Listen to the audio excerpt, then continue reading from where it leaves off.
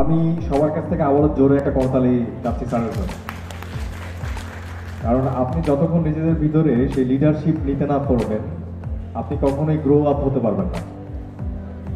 আপনার কোম্পানিতে যে কথাটা আমি একটু আগেও বলেছিলাম, আবারও বলি, আপনি কোম্পানিতে 5 বছর ধরে চাকরি করছেন, কিন্তু 2 বছরের মাথায় একজন এসে সে আপনার উপরের পজিশনটা নিল কেন?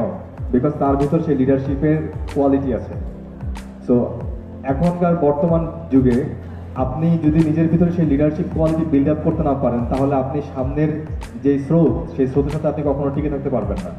কারণ দ্য ফিউচার, এখানে আমাদের জব মার্কেট আরও অনেক কম্পিটিটিভ, এবং এখানে নিজেদেরকে প্রমাণ করতে চাইলে আপনাদের ভিতরে সেই লিডারশিপ স্কিল এখন থেকে কালচার করতে হবে। খুব সহজ জিনিস, যে সময়টুকু আমরা বাসায় 2 থেকে 3 ঘন্টা রাস্তায়, পথে, যে কোনো জায়গায় আমরা ফেসবুক ব্রাউজিং, ইন্টারনেটের মাধ্যমে অন্যান্য বিষয় ব্যবহার করার থেকে বিরত রেখে ওই সময়টুকু আপনি একটু স্টাডি করেন, লিডারশিপ নিয়ে লেখাপড়া করেন।